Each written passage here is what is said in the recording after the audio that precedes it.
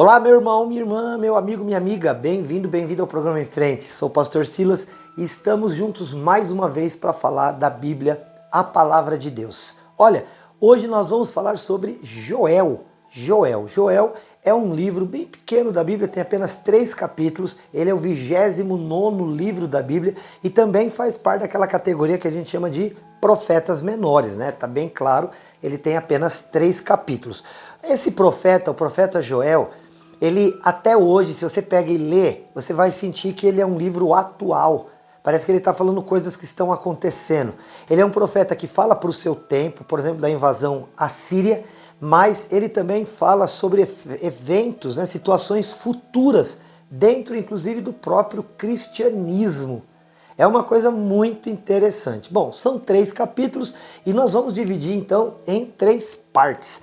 No capítulo 1, o Joel faz uma comparação assim do que estaria para acontecer com a invasão de gafanhotos. Isso era uma coisa muito recorrente ali naquela época, porque gafanhoto é um inseto de deserto, eles viviam em regiões desérticas, então eles sabiam muito bem o que era a invasão de gafanhotos, o quanto isso tornava a vida mais difícil. E aí então o Joel ele vai profetizar sobre eventos futuros, dizendo que haveria um inimigo que se levantaria contra o povo de Deus e cujo exército seria semelhante a uma nuvem de gafanhotos. Isso ele faz lá no capítulo 1. No segundo capítulo, dentre coisas muito interessantes, né, ele está falando sobre o retorno que o povo deveria fazer a Deus, porque mais uma vez o povo de Deus está desviado dos caminhos do Senhor. E aí Joel conclama o povo a voltar à presença de Deus, queridos. E aqui nesse momento, Joel faz uma descrição detalhada do que seria o cristianismo e a vinda do Espírito Santo. E ele fala o que aconteceria. Ele fala, por exemplo, que homens, mulheres, servos, servas seriam tão cheios do Espírito Santo que os velhos sonhariam, os jovens teriam visões. Querido, olha, o Espírito seria derramado sobre toda a carne.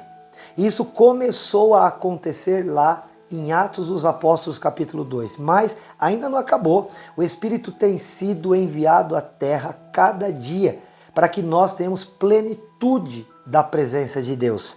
E o Joel já falava disso, olha, há muito tempo.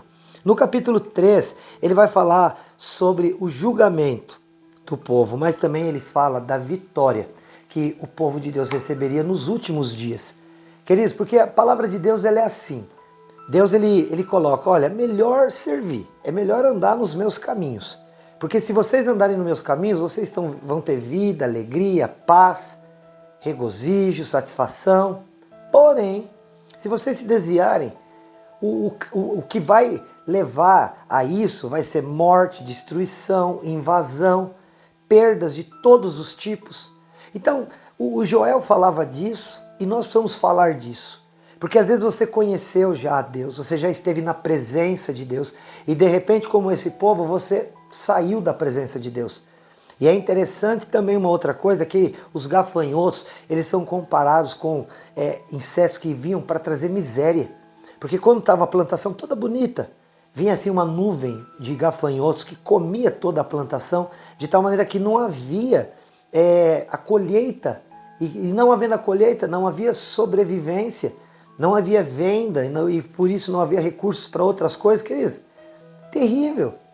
E a gente vê, por exemplo, lá em Malaquias, quando se fala do dízimo e da oferta, claramente comparando com o gafanhoto, né, de que aquele que não dizimava, ele estaria sujeito a um gafanhoto. Claro que essa conversa ela é metafórica, né, simbólica, porque está falando mesmo do ataque de demônios, porque todo pecado abre brecha na nossa vida.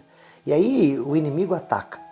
Ele vem e ganha legalidade para fazer algumas coisas que ele quer fazer na nossa vida. Como é que está a tua vida com Deus? Como é que a gente poderia comparar a nossa vida com Deus nesses dias? Será que nós também não estamos sendo invadidos às vezes por conta de situações, de ações que temos praticado que não tem agradado o Senhor nosso Deus? Essas coisas precisam ser pensadas e bem pensadas. Porque o Joel, lá no capítulo 2, ele fala assim, olha, e acontecerá que nos últimos dias, ele já está lá há 750 anos antes de Cristo, profetizando o que aconteceria nos últimos dias. E às vezes a gente olha ao nosso redor e fala, meu Deus, os últimos dias chegaram. Porque é enfermidade, é fome, é problemas da natureza, situações que a gente começa a observar de enchentes, terremotos, querido, loucura, loucura. Situações que abalam a estrutura emocional das pessoas, mas que não pode, nunca em nenhum momento, abalar a nossa estrutura espiritual. Porque apesar de toda a luta que nós passamos, o nosso Deus continua sendo o mesmo. Ontem, hoje e vai ser o mesmo para sempre. Saiba de uma coisa, o nome Joel, ele significa assim, aquele que crê que Deus é Deus. Aquele que crê que Deus é Deus. Você crê que Deus é Deus? Ou você duvida disso? Você crê que Deus é capaz de fazer infinitamente mais, além do que você possa pedir ou pensar, segundo o poder dele que opera em nós? Se não, querido, está na hora de você crer. Está na hora de você caminhar nessa fé.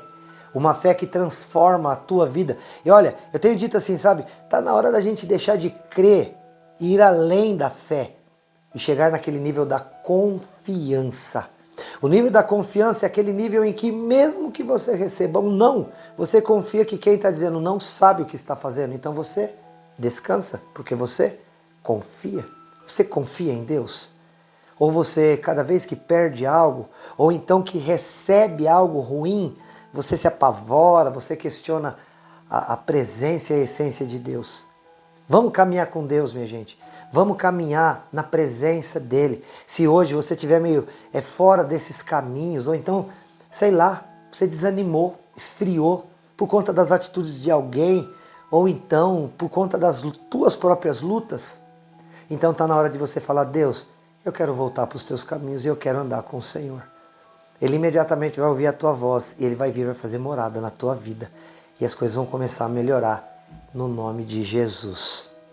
Sou o pastor Silas, aqui da IPEI de Rolândia. A IPEI de Rolândia fica no centro da cidade, fica lá na Santos Dumont 1075. Você conhece a IPEI de Rolândia? Se não, eu estou te convidando para conhecer, para ir lá numa das nossas atividades.